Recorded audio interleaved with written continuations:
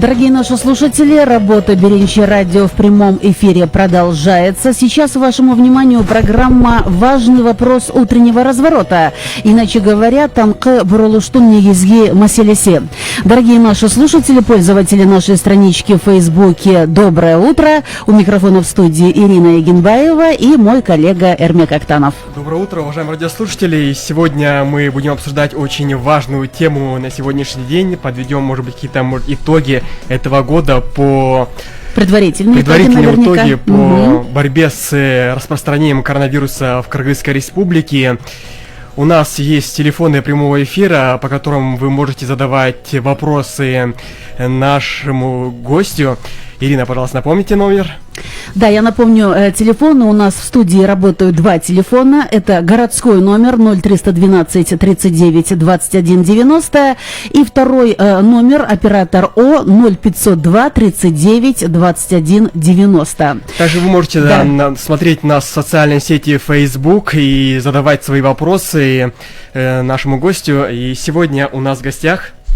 Сегодня у нас в гостях вице-премьер-министр Кыргызской республики Эльвира Сурабалдиева.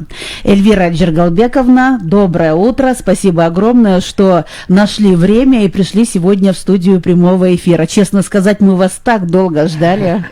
Здравствуйте. Я приношу извинения, у нас очень-очень плотный график. Конечно, тем более конец 2020 года. Сейчас, наверное, подводятся предварительные промежуточные итоги работы. И надо сказать, что коронавирусная инфекция тоже никуда не уходит, она, к сожалению, остается. Поэтому я и говорю спасибо огромное, что вот нашли время и пришли сегодня к нам в гости. Скажите, пожалуйста, вот сейчас вот на улице очень прохладно, такой мороз, да, уже несколько дней. В целом, вот как вы переносите вот такую погоду морозную, да, вот комфортно ли вам или все-таки предпочитаете теплое время суток? Я, наверное, больше мерзлячка, мерзну больше, но в принципе все время же то в работе, то мы по каким-то делам куда-то перемещаемся, ну особо как-то так, видимо, уже привыкла. Ну это к тому, что вот, например, говоря уже про борьбу с распространением коронавируса, вот многие специалисты, может быть, врачи, да, говорили о том, что если зимой, да, например, очень прохладно, морозно, да, это как-то лучше влияет вот на распространение коронавируса, да. На республиканском штабе, вот, возможно, да, специалисты, врачи об этом тоже говорили, вот, насколько хорошо, что у нас сейчас держится такая морозная погода, а? Если, например, была плюсовая, да, температура, может быть, вот именно респираторные болезни больше распространялись бы, это влияло бы вот именно на COVID-19. Об этом специалисты на республиканском штабе говорили свое мнение?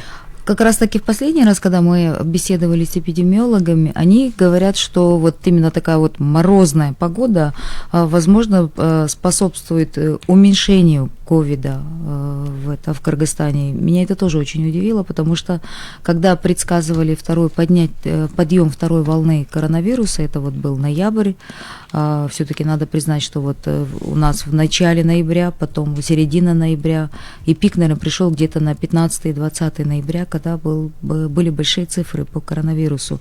В целом мы ожидали, что именно вот период, так сказать, гриппа, да, сезонного обострения гриппа совпадет со второй волной. В целом так и произошло, но именно особенно вот такая вот морозная погода, со слов эпидемиологов, сейчас она даже, возможно, идет в помощь нашему штабу в борьбе с коронавирусом. Может быть, где-то людей меньше стало скапливаться, с одной стороны. Может быть, то, что, может быть, меньше людей выходит на улицу, скажем так. Да, может быть, с другой стороны, это поспособствовало. Ну вот синоптики обещали то, что до конца недели еще будет прохладно, и потом в субботу-воскресенье будет теплая погода, и потом заново у нас будут морозы, да, и как бы это будет к лучшему, да, то, что такие морозы. Вот в целом вот накануне тоже замминистра здравоохранения говорил о том, что ситуация в стране по коронавирусу еще такая тяжелая, да, и регистрируются случаи, но в то же время есть статистика по выявленным больным. Вот, например, 7 декабря было 293, да, заболевших, инфицированных коронавирусом. И потом вот постепенно идет подъем. 8 декабря 395, 10 декабря 379, и вот накануне 15 декабря было зарегистрировано 236 случаев. Это как бы вот идет снижение такое. О чем это может говорить? Ну, само такое скачкообразное, зигзагообразная вот эта тенденция, она, естественно, вы помните, вот начало ноября стабильный рост шел, прям с самого начала ноября.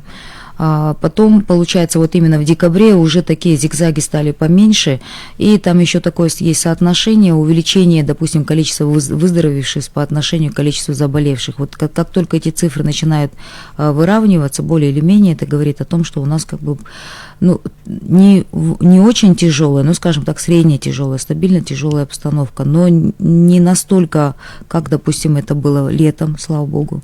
Мы об этом все переживаем, естественно. И сейчас ситуация, я бы сказала, стабильная, но такая вот средняя. И все, мы каждый раз поэтому на всех наших мероприятиях призываем людей стараться избегать массовых скоплений, да, напоминать о том, что ковид никуда не делся. И, возможно, люди просто еще и привыкли жить с ковидом, уже психологически уставшие после всех карантинов.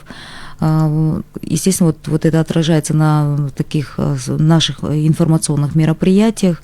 Мы должны помнить, что 4800 граждан, ну более чем 4800 граждан, они сейчас лечатся от ковида в стационарах, в больницах, на дому. Из них практически 2000 людей лежат в больницах. И самое главное, что больницы новые от коронавируса строятся, открываются, но оказывается, чтобы выучить и чтобы, так сказать, вылепить из медиков-профессионалов уходит в среднем до 10 лет. И я бы еще раз попросила граждан не забывать о том, что мы можем построить больницы, мы можем оборудовать эти больницы, но у нас всегда, по крайней мере, вот последние несколько лет идет стабильная тенденция нехватки врачей. Вот говоря про больницы, да, сколько койко-мест на сегодня в стране, в Бишкеке, да, есть, да, сколько свободные, может быть, и вот об этом говорят, что вот в инфекционной больнице тоже был построен новый корпус, да, как он сейчас функционирует, и в основном куда направляются вот те, кто инфицирован вот именно коронавирусом? В регионах у нас строятся специализированные инфекционные больницы, и буквально вот мы планируем в течение нескольких недель открыть в Нарыне, в Аше. Там немножко у нас там с финансированием затягивается, то есть, это уже не секрет, мы все понимаем, что в этом году достаточно тяжелая не только эпидобстановка, финансовая обстановка достаточно тяжелая. У нас практически 35 миллиардов дефицит бюджета идет, да, но несмотря на это, первостепенная задача государства, да, достроить эти больницы. Всего количество коек по стране 4620, из них, вот как я вот уже озвучила, на лечении находится практически 2000 человек. И основное количество коек, естественно, в Бишкеке это 1151. В целом, процентное соотношение занятости коек, если брать, это идет вот 50-60% сейчас занято. То есть, это не пик, да, вот мы понимаем. В пиковый период мы все помним июль, когда вот массовое скопление народу, то есть государство не совсем было подготовлено. Сейчас построены в Таласе, в Нарыне, в Аше, в Бишкеке, в Чуйской области, на Исыкуле специализированные инфекционные больницы. Потом где-то идет перепрофилирование больниц, да, специально под ковид. И у нас, естественно, вот после того черного июля врачи обучены, имеют опыт, знают, как лечить. И, конечно, есть недоработки, но мы всем этим сейчас занимаемся. Вот говоря про врачей, да, вот я тоже накануне читал информацию о том, что много врачей вот прошли обучение, да, по тому, как нужно бороться с коронавирусом, да, переквалификацию, они прошли вот обучение. Вот об этом расскажите, вот сколько человек было? Вообще, в целом, по стране, начиная вот с того периода, как вот только был обозначен COVID, да, вы знаете, что поменялись, уже 4-й протокол сейчас идет в действии. Это не так, что вот изначально было известно, что за болезнь. Все мы знали, что каждый раз и штамм мутирует, естественно, и лечение менялось, но основные как бы методики лечения, они уже были заложены во 2-м, в 3-м, в особенности в 3-м клиническом протоколе. Но я подчеркну, клинический протокол – это не обязательное требование. Клинический протокол – это рекомендация к лечению. И вот здесь у нас получается, что есть специальные как бы курсы сейчас, да, по не переобучению, да, по повышению квалификации, да, сама методичка по лечению, само разъяснение клинического протокола, она 180 страниц, да, и мы сейчас занимаемся тем, что, ну, врачи, то есть уже за весь этот период, где-то в регионах создали специальные сжатые методички, они должны были быть розданы, вот мы с Министерством здравоохранения над этим работаем, точнее, Министерство здравоохранения над этим работает, а я это контролирую, чтобы в регионах врачи наши и на русском, и на кыргызском языке имели эти пособия. В целом, общее, если брать по общему количеству, сказать, что наши врачи не знают, как лечить, это будет неправда, наши врачи знают, как лечить. Единственное, надо понимать, что коронавирус, когда человек инфицируется, когда человек заболевает, коронавирус, вот представьте, как шторм, который заходит в твой организм, и в буквальном смысле его штормит, и он возобновляет все те болезни, поднимает всю ту хронику, которая у тебя была до заражения этой болезнью. И поэтому врачи настоятельно рекомендуют. Вот если вы принимали какие-то таблетки, там, допустим, от давления до болезни, не бросайте ни в коем случае лечение, продолжайте. И параллельно, если симптоматически, врачи уже лечат ту хронику или то обострение по тем клиническим проявлениям, который обостряет COVID. Ну вот если так можно, не медицинским языком выразиться.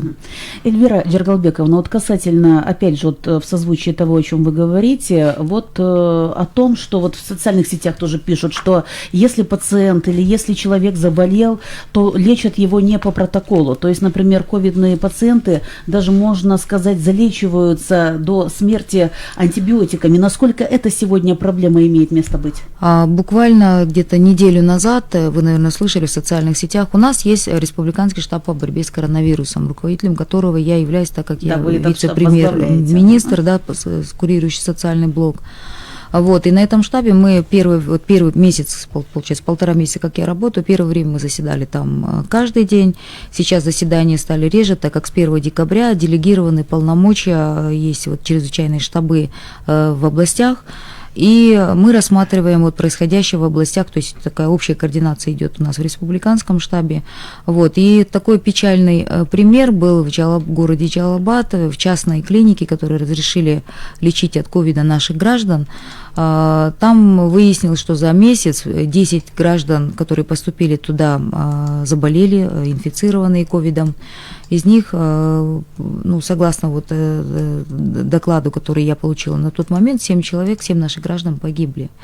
То есть в тяжелом состоянии они поступили уже в районную больницу, в государственную больницу. То есть мы это так и называем, что это и есть залечили. Когда больной поступает и в таком большом количестве, ему сразу выписывались, назначались антибиотики 3-го поколения, достаточно серьезные антибиотики. Потом есть еще такая отдельная черта, да, почему-то наши граждане, особенно в возрасте, они часто, когда поступают в больницу, они прям настоятельно говорят, вот прокапайте мне что-нибудь, чтобы стало легче.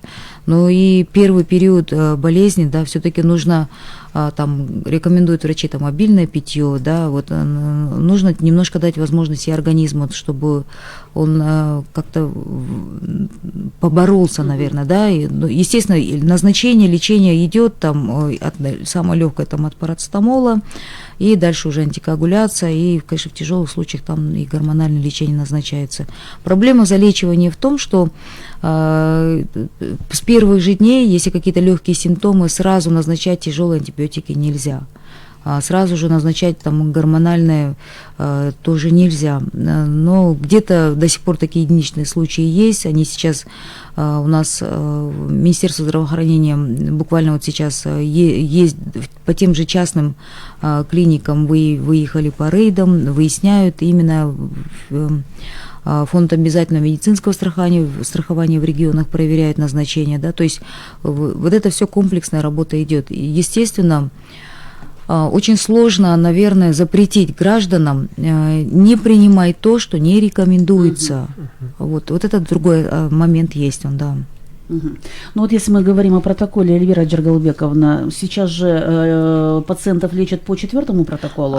Да. Да, но я, насколько знаю, уже готов 5-й протокол. Вот если, вот очень часто задают вопрос такой в социальных сетях, когда будем лечить по 5-му протоколу? Если говорить о 5-м протоколе, Эльвира Джергалбековна, можно говорить, что он учел все ошибки, например, предыдущих протоколов? А в целом этот протокол разрабатывается сейчас медиками, инфекционистами. Над этим протоколом работает целая группа наших и ученых, и медиков. Они буквально, мы должны были его обсудить на следующей неделе уже. Принципиального там такого большого различия нету. Да, в целом какие-то вот то, что вот, допустим, недоработано, изучено по штаммам. Ну, общеизвестно, что ковид мутирует, в разных странах разные штаммы выявляются, да, и в целом такой, скажем, костяк, он сильно не различается. Но говоря про врачей, да, которые работают в красной зоне, накануне тоже вот была информация, то, что один врач, который работает в красной зоне, был инфицирован, да, в COVID-19. О чем это может говорить? Может быть, они тоже расслабились, как и люди, которые вот тоже ходят без масок? Ну, мне сложно, наверное, комментировать отдельные случаи, да, но в целом врачи, естественно, они там защищаются максимально по возможности. Я не могу обвинять там, что вот он пошел, я не думаю, что кто-то вообще хочет заразиться, да, целенаправленно. Бывают случаи, что где-то, наверное, не совсем достаточно там защищались. Бывают случаи, ну сейчас мы все-таки в мир интернета живем, когда любой случай он становится резонансным, тем более в отношении врачей. Бывает где-то недостаточно там СИЗов было летом, да, врачи заражались. Вот все это, естественно, со временем изучается уже на территории самой больницы. Потом сами медики, я думаю, над этим работают, и они понимают важность своей роли, насколько важно, то есть это как вот, когда идет война, и каждый медик – это наши воины, от их, скажем так, вооруженности, от их боеспособности зависит судьба там сотен граждан на их территории, тысяч, на их территориальной больнице, на их участках, поэтому я не думаю, что они как-то целенаправленно там идут и заражаются. Возможно, где-то, да, какие-то моменты случаются, периодически мы такие случаи изучаем, да. Ну, вот, накануне, да, еще группа врачей тоже пришла к Минздраву, да, по поводу оплаты их работ в красной зоне. И вчера они вот приходили вот по этой ситуации, что произошло, там на самом деле не заплатили врачам или, может, как-то идет процедура вот оплаты? Так случилось, что последние 3 недели мы защищали бюджет республиканский, бюджет социального фонда и бюджет ФОМСа, фонда обязательного медицинского страхования, который, кстати, и вот эти компенсации должен был выплатить. И на этот период, пока вот шла защита в парламенте, мы прям в оперативном порядке все эти бюджетные изменения ко 2-му, там, 3-му чтению вводились. Из-за этого получились такие вот накладки, я бы сказала, потому что за ноябрь-декабрь дополнительные вот эти суммы ФОМСом обязательно медицинского назначения, вот буквально вот не неделю, даже 4, в понедельник, вторник мы на комитете обсуждали, на бюджетном комитете, и как раз-таки митинг, который произошел вчера, считайте, вот 2 дня, то есть еще физически не успели перечислить эти суммы в больнице. Все полностью компенсации. Сейчас, на сегодняшний день, врач, который выходит в красную зону, он получает, работать в красную зону, он получает в день 3000 сомов, и это помимо заработной платы, да, они выходят от 14 до 28 дней, там, вот, из тех сводок, которые я получаю. Поэтому эти компенсации, они не задерживаются. Я не знаю, как было до, но вот месяц, как я там работаю, да, и мы прям ежедневную сводку получаем. где-то просто технические задержки происходят. Но, насколько я знаю, вчера сразу же после этого было перечислено. Уважаемые радиослушатели, напомню, телефоны прямого эфира 0312 39 21 90 и 0502 39 21 90. Я напомню, что сегодня у нас в гостях нашей программы вице-премьер-министр Кыргызской республики Эльвира Сурабалдиева. Уважаемые пользователи нашей странички, вы также можете писать на нашу страничку в социальной сети Facebook. Эльвира Джергалбековна, ну вот смотрите, на улице зима, вот Эрмек сказал, холодно не только Эрмеку, и вам, и мне, и многим-многим нашим гражданам. О чем я хочу спросить? Вот есть у нас больницы в регионах, я не знаю, вы сейчас вот в связи с тем, что... Конечно, ковид никуда не отступает. Вы, наверное, тоже бываете в регионах страны, заходите во все больницы. Есть, наверное, больницы, где холодно. Но я уж не знаю, вы сейчас меня можете исправить. Вот отопительный зимний период. Насколько все больницы сегодня, ну, скажем так, обеспечены теплом? И если вдруг... где-то в какой-то больнице отключат свет, насколько больницы, особенно в регионах, ну, может быть, обеспечены генераторами энергоснабжения, потому что больных-то тоже можно понять. Если лежишь в больнице, то, конечно, помимо того, что ты болеешь, конечно, хочется, чтобы больные не мерзли, а находились в тепле, в комфорте. Да, в летний период, получается, во Дворце спорта, да, открывали, да, вот специальное учреждение, там тепло было в то время, вот сейчас, да, это вот такой актуальный вопрос. Вы на этот вопрос, Эльвира Джергалбековна, ответите, вот дозвонился наш первый радиослушатель. Давайте узнаем, что его волнует. Доброе утро, говорите. Здравствуйте. Доброе утро, говорите. Вы, пожалуйста, представьтесь, как вас зовут? Меня зовут Оскар. Так, откуда вы звоните? Из города Бишкека я звоню. Так. Я хотел спросить, когда студенты вузов начнется учиться обычном варианте? Вот такой вопрос интересный. Ну, хороший вопрос, потому что он всех беспокоит. Люди понимают, если открыты торговые центры, рынки, да, почему не открывают вузы. На самом деле идут переговоры, скажем так, министра образования с нашими главными там санврачами, медиками, эпидемиологами, и они обсуждают алгоритмы, потому что после Нового года планировалось открытие. Сейчас вот я знаю, что это разрешение штаб дает, но штаб тоже основывается на каких-то рекомендациях врачей. То есть эпидемиологи, они разрабатывают алгоритмы, допустим, 1 декабря, когда мы практически сняли все ограничения, которые были введены в нашей стране с марта 2020 года, мы оставили за регионами, за областями, вот в каждой области, право как-то координировать эти ограничения на своем уровне в области, в зависимости от эпидемиологической обстановки. Вот то же самое с вузами. С одной стороны, где-то даже идут разговоры о том, что вот все-таки коронавирус, пандемия, она заставляет нас пересматривать свои взгляды вообще на нашу реальность, на нашу жизнь. Возможно, там мы должны приучаться к тому, чтобы жить и работать на удаленке. И, возможно, там для бюджета можно сэкономить огромное количество средств, если переходить вообще полностью в цифровизацию, на цифровизацию онлайн-обучения. То есть эти вопросы, они такие на повестке дня есть, но разом кардинально поменять 30-летнюю систему, которая существовала, достаточно сложно.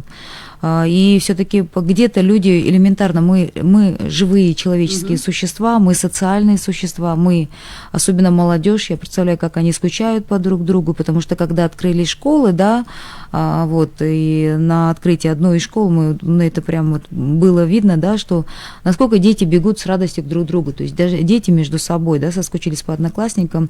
Вузы жалуются, естественно, помимо того, что, ну, если вот убрать лирику, что они скучают по друг другу, качество образования в большей части вузов по цифровизации, оно недостаточное для того, чтобы получать качественное образование онлайн, так же, как и офлайн. После Нового года все это будет пересматриваться, и либо мы действительно уже привыкаем жить с коронавирусом, тем более сейчас всемирно уже и о вакцинах говорят, то есть это все нарабатывается. Вот я не буду обманывать, говоря, что это будет там 5 января или там 10 января. Единственное, вот мы ждем заключения от эпидемиологов. Но на повестке дня вопрос открытия вузов стоит, так же, как и вопрос открытия садиков. На связи с нами еще один слушатель. Давайте выслушаем. Говорите. Здравствуйте. Саламатчылык. Мен Эльвира Сурабалдиевна Slow belirtilen da. Саламатсызбы, бериңиз. Salamat. Siz kelген жаңы işte ottasız işinizde iyilik kalayım. Рахмат. Anan men bayağı murdaki жаңы pnevmoniya balaketler başlalıp atkan vaqtda argay siyaktan jardamga darıga dep көп акча келдиле да ошо аябай көп акча келген. Анан эми ошолордун тиги эчтекеси билинбей эле тым-тырс болуп калды. Ким канча жегени белгисиз. Жалгыз министрди камап койдуңар, тиги ошол жеген жок дем. Калгандары качан кармалат? Бул биринчиси. Экинчиси жаңкы айтып атасыңар, бир күндө момча пневмония чыкты, мынча вирус чыкты деп. Бирок орустарда биринчи ошону айтардан мурун канча тест жазылганын айтып атат. Бизде тест айтпайсыңарбы? Момча тест жүргүзүлдү, анан мынча чыкты деп. Тестин айтсаңар анан ошого салыштырмалуу кылып туруп айтабыз да. Азайып атабы, көбөйтүп атабы. Анан тест айтпай туруп айтканда белгисиз болуп атат. Көппү азбы? Анан дагы айтарым, азыр туу чокусуна качан чыгабыз деп атпайсыңар? Туу чокусуна жазында күн жылганда чыгабыз. Ага чейин накапливать этет, толот. Азыр күн суук болуп туруп эл деген үйдөн чыкпай атат. Жакшы текшерилбей атат. Устик автобустарда маска тагынбай жүрөт. Ушун кандай болот? Силер эсиңерге алып койсоңор. Ну, я думаю, вопросы понятны. Ага, спасибо. Так, урматтуу байке, мындай болуп атат да, жанакы сиз айтып кеткен биринчи маселе боюнча бизде деген атайын комиссия түзүлдү, ыкчам түрдө азыр саламаттык сактоо министрлигинде иштеген дарыгерлер, аяка журналисттерди да коштук, аякта деген эл аралык эксперттер да кошулду.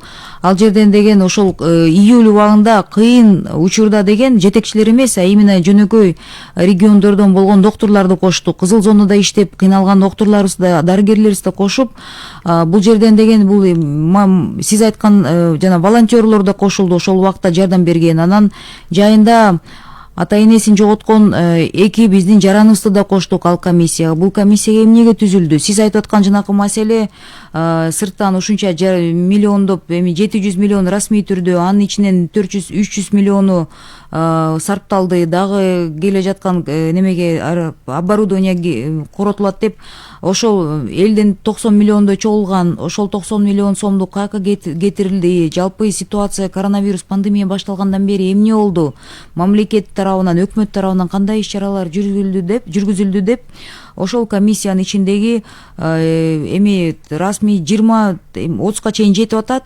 Ошондой ошончо адам ошону иликтешет да, эмне болгонун. Анан сиз айткан суроолорду парламенттин депутаттары да берип атышат. Каза болгондордун жарандардын балдары да, туугандары да берип атышат. Андан тышкары бир киши камалып кетти, калгандары эмнеге жоопкерчиликке тартылбайт деген суроолорду эми берип атат. Мен келгениме 1,5 ай болду, бирок ошо келгенден бери ушул комиссияны түзөбүз деп расмий айтылгандан кийин бул комиссия түзүлдү.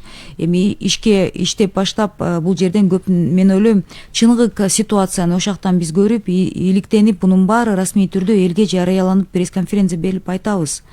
Анткени мен деле ошол кыйын убакта бирок мунун баары эми бизден башталсын деп мамлекеттик кызматкерлердин баарына кайрылып атабыз. Эми тирүү адамдарга ушундай тил алгандар алат экен, албагандарга эми штраф салып, анан катуу көзөмөлгө алуу процесстери мен иштебеген жарандарыбыздын экономикабыз жабыркаган учурларда токтото турайлы деп ошол көзөмөл, ошол мындай көз караш менен карап аттым белем. Бирок өзгөчө деген жарандарыбыздын өзүнүн аң сезимине кайрылып жатамын да, ушул сак болуңуздар деп.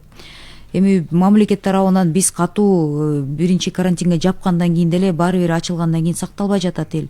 Азыр деле учурлар көбөйүп атат.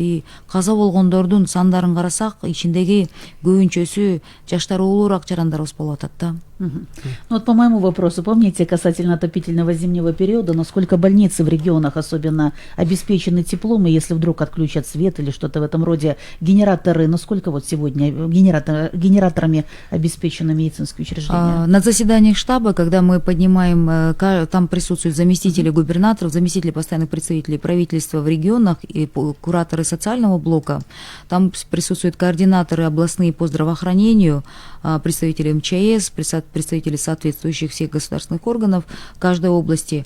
Согласно их докладу, на местах официально как бы все в тепле, все есть. но на случай, если электричества нет, должны были быть предусмотрены генераторы. Мы закупали и дозакупаем там, где их нет. Просто если старые больницы, там генераторы малой мощности, там 5-10 киловатт, естественно, они не тянут, так как в нормальной среднестатистической больнице должно быть минимум 30, 40, 50 киловатт для того, чтобы просто функционировало вот основное оборудование. То есть это на контроле. Если где-то какие-то нарушения есть, они обращаются в штаб, мы в оперативном порядке стараемся все это решить. Но вы понимаете, даже сейчас в городе, вот вы видели, вчера были митинги, система электроснабжения Кыргызской республики, ей, я не знаю, если не сотня лет, то ей, наверное, уже полвека точно. И оборудование не менялось со времен Советского Союза. Чтобы поменять это оборудование, несколько миллиардов долларов, согласно там, я помню, я была на одном из заседаний доноров, да, где они и говорили, поэтому периодически поднимались вопросы о стоимости электроэнергии, об экономии. То есть и мы еще должны приучить, наверное, все наши госорганы к вот этому режиму экономии, потому что зима суровая, холодная, и сбои с электричеством, они есть. И оборудование устаревает, оно не обновлялось полвека. Естественно, это отражается на повседневной деятельности не только в больницах, но и в нашей жизни. Очередной радиослушатель, дозвонился в студию, да? Алло, здравствуйте. Здравствуйте, мне с Рабалдиевой можно Конечно. задать вопрос? Ну, может быть, вы сначала представитесь, да? Я звоню с этого Вискунге, я с дачи, я Кусиинова Садат, мне 67 лет. Так. Я хочу сказать про дачи. У нас на дачах очень много людей живут, без прописки, без ничего. Естественно, тут собрались такие люди, бедные, нищие, как говорится. Вот в новую конституцию я просто хочу, чтобы внесли вот этот вот, как называется, закон, что ли, чтобы обратили на дачи внимание. Я уже здесь 15 лет живу, здесь что творится, вот эти председатели, они короли, понимаете? Они по 5-6 дач покупают. А дети, которые... А есть семьи с маленькими детьми, маленьких коморках живут и платят даже за этот вот маленькую комнату. Просто моя просьба, вот как бы вот обратили бы внимание, особенно вы, Эльвира Срабалдиева, я вас прошу, такая у нас... я не хочу хвалить, но я знаю, что вы такая принципиальная женщина. Я хочу, чтобы обязательно, если депутаты не обратят внимания, чтобы вы обратили внимание. Пожалуйста, большое спасибо.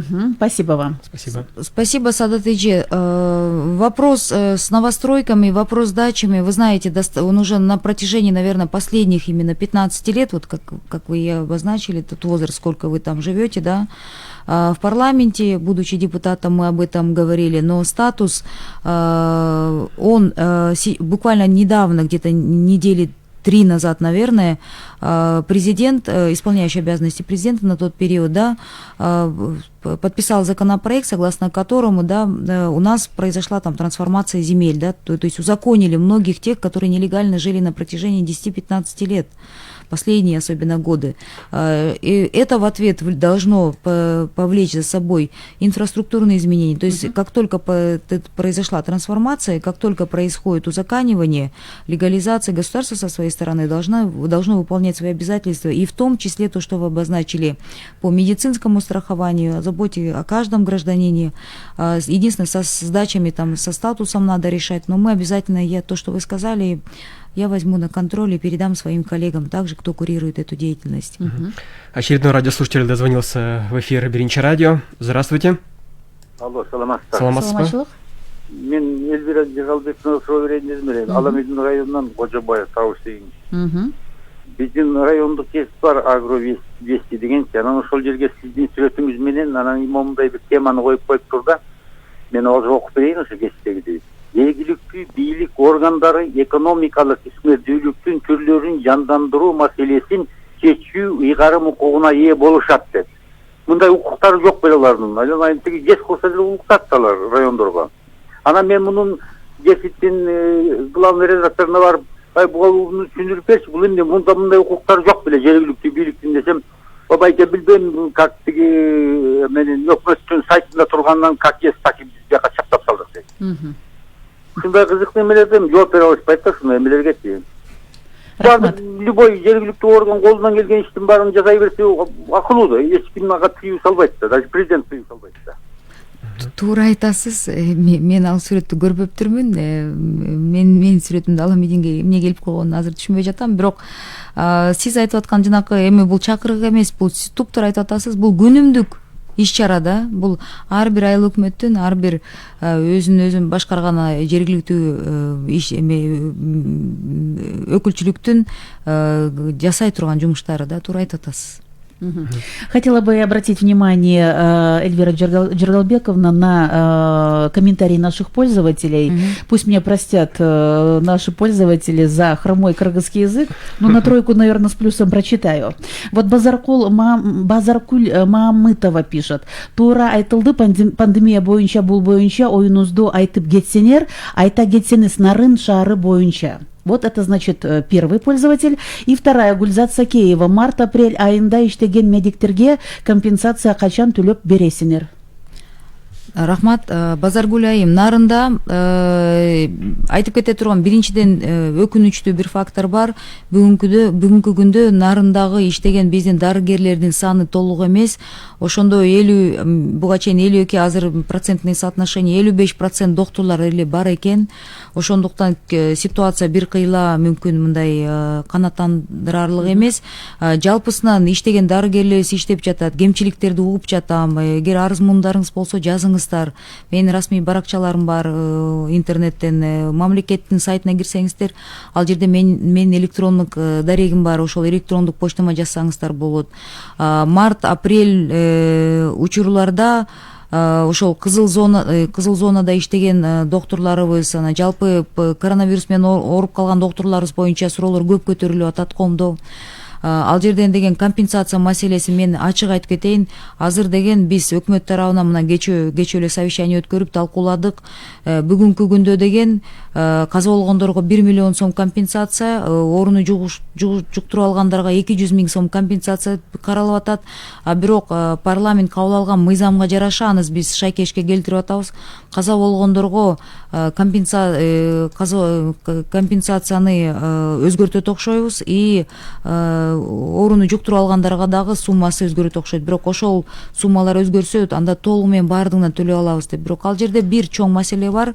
Эми бул мага чейин кирип калган эрежелер. Ошондо деген ПЦР тести жок болсо компенсация берилбей калыптыр, берилбейт экен деп. Анын баарын азыр биз талкуулап өзгөртүп жатабыз. Эмнеге бир кыйла оорураак болуп атат? Анткени туура түшүнүңүз, бул жерде 100 миллиондогон каражат маселеси, жалпы бюджеттен абдан чоң сумма, ири компенсациялар 1,5 миллиардтай сарпталат экен. Ошол сумманы толугу менен төлөп берип жаткан адамдар эми колун коюшат да. Ал жерде эгер ПЦР жок болсо, точный критерийлер жок болсо, кийин мен каражатты жөн эле тууганыма берип койдум деп жооп берген адамдар да капа болгондуктан буну деген азыр кайра эмесин критерийлерин тактап жатабыз да. Эми ал суммаларды билесиз, жергиликтүү кеңештерде, жергиликтүү жерлерде деген региондордо берген адамдар кол коюп, ошол кийин ызы чоо бирдеме туура эмес болуп калса мен камалып кетпейин дегенге чейин ошол талкуулар болуп жатты. Ошондуктан биз азыр критерийлердин баарын кайра караштырып, мындай элибизге ыңгайлуу, анан доктурларыбыздын баары алгандай болсун деп ошону караштырып иштеп атабыз да. Эльвира Джергалбековна, вот мы в период пандемии коронавирусной инфекции хотим быть здоровы. Сейчас, наверное, невыгодно болеть. Это очень такое, знаете, затратное дело. И сколько денег уходит, наверное, мне не нужно вам сейчас рассказывать. Вот на фоне пандемии коронавирусной инфекции цены на многие лекарства ощутимо выросли. И вы помните, сколько было негодований, вот особенно в марте, в мае, в июне, когда многие вот наши граждане, которые сами заболели или родственники заболели, писали в социальных сетях: «Господи, какая высокая цена на лекарства». И на сегодняшний день многие граждане, Эльвира Джергалбековна, продолжают задаваться вопросом, почему государство не регулирует стоимость препаратов, которые сейчас просто жизненно необходимы больным. И даже жалуются не только на отсутствие, например, некоторых лекарственных препаратов, а самое главное на их высокую цену и самое главное на качество. Вот со стороны республиканского штаба, со стороны правительства, что делается, чтобы решить этот, наверное, больной вопрос на сегодня? Вопрос достаточно сложный. надо признать. Первое, чем, наверное, я и занялась, придя на позицию вице-премьер-министра, мы провели встречи там с представителями частных больниц, естественно, с государственными там в текущей работе, и с представителями фармкомпаний. Они со своей стороны озвучили те препятствия, которые у них с госорганов там на таможне возникали, с департаментом лекарственного обеспечения. Но вы знаете, я пришла к такому заключению, да, все-таки нужны кардинальные перемены. Кардинальные перемены – это очень больно и сложно, но сейчас мы подняли тему внедрения электронной базы лекарств. Это система, которая сделает абсолютно прозрачное передвижение лекарств по стране. Я понимаю, что будет саботаж со стороны как фармкомпаний, так и отдельных фармлобби, потому что, вы знаете, на этом зарабатывает большое количество людей. Это огромный доходный бизнес. И в связи с этим вот мы уже 2 недели как обсудили, уже там и протокола соответствующие, встречаемся с специалистами, сейчас собирается команда, будем внедрять, то есть все, что сделается, станет прозрачным, там, естественно, будет возможно влиять и контролировать цены. Есть специальный департамент лекарственного обеспечения, работа его пока хромает, сложно, в наше время сложно там одного специалиста обучить, поэтому мы очень аккуратно, бережно там поступаем, потому что департамент сложный, но там должны работать профессионалы и патриоты. И вы знаете, еще я к чему пришла? Очень много, мы всегда обычно говорим, что человек должен быть профессионал. И за тот период деятельности, который я была в парламенте, и сейчас вот работа, я поняла, что помимо, да, он должен быть профессионал, но в первую очередь это должен быть человек порядочный, человек, который там любит свою страну не на словах, не тогда, когда включен микрофон и камеры, а который будет понимать, что от его действий зависит там судьбы, потому что летом было дано разрешение на завоз лекарствам и государственным, и частным, и предпринимателям, завозили, помните, из России концентраторы, тысячами все это завозилось, но почему тогда поднялись цены, лекарства завозились, оказывается, вот тот хаос, который вот тогда наступил, дичайшее поднятие цен, произошло из-за того, что наши же граждане, кто все это и завозил, часть из них параллельно как бы втихаря вывозила контрабанды в соседние страны и занималась бизнесом, когда у нас умирали люди. А государство зафиксировало, допустим, определенное количество, считая, что все, у нас достаточно запасов. Вот так же, как и сейчас. У нас вот в государственном госматрезерве мы сделали запасы лекарств на 250 миллионов. У фармкомпаний запасы на ближайшие 2 месяца необходимых позиций. Официально то, что докладывается. Но при этом, если пограничники на наших границах не будут охранять, не будут проверять, таможенники не будут проверять все это, да, вот контролировать. Если наши медики будут, вот буквально на днях тоже поступила информация, что оказывается, наш оборот лекарств, государство закупает на 2 миллиарда сомов лекарства, и мы это раздаем в больницы по регионам, у нас 300 больниц. И отдельные недобросовестные главные врачи, заведующие больниц, открыв рядом со своими больницами эти аптеки, эти же лекарства умудряются там продавать. Вы понимаете, вот если такие недобросовестные люди будут работать в нашей системе, как мы будем лечить, как мы будем выходить из экономической сложной ситуации? То есть проблем много. Смотреть я не могу смотреть на это все точно, мы смотрим глобально, поэтому единственное верное на сегодняшний день решение — это внедрение вот этой электронной базы. Мы посмотрели все страны, там ближайший опыт турецкий мне понравился, и оказывается, эту программу бесплатно Турция нам подарила. 3 года начали ее внедрять, но не довнедрили. Почему? Потому что было большое сопротивление, достаточно большое фармлобби, которое против, отдельные представители государственных органов, которые в этой системе коррумпированной вертятся и тоже сопротивляются. Несмотря ни на что, мы начнем ее вводить, это дело не одного дня, возможно, займет месяцы, но мы ее ведем и синхронизируем так, чтобы врач, находясь там где-то в отдаленном Нарыне, знал, какие запасы у страны есть, и что, допустим, если он там с села Казар, допустим, чтобы он знал, что в ближайшем райцентре в Нарыне у него есть. Это можно внедрить, мы над этим работаем. Радиослушатель дозвонился в эфир Биринчи радио. Здравствуйте. Алло. К сожалению, связи нет, но вот пришел еще один вопрос вот от нашего слушателя Айдара. Вот пишет: Всемирная организация здравоохранения за неиспользование выделенных средств будет налагать штрафы. Как у нас ситуация, спрашивает Айдар. На этот вопрос вы, Эльвира Джергалбековна, наверняка ответите. Вот связь возобновилась, давайте выслушаем нашего слушателя. Говорите. Слушаем. прежнем Конституции была написана статья, что здравоохранение производится бесплатно. Баке кыргызча эле айтербейсизби? Суроону кыргызча эле бербейсизби? Конституция так и остался, так и останется. Действительно, Кыргызская республика будут лечить людей бесплатно. Алимов. Вопрос Аксакала понятен. Спасибо. Пожалуйста. Я не участвую как член правительства, я не участвую и не являюсь членом Конституционного собрания, совещания. Пока я еще не в курсе, мы результаты еще не получили, свои рекомендации дают.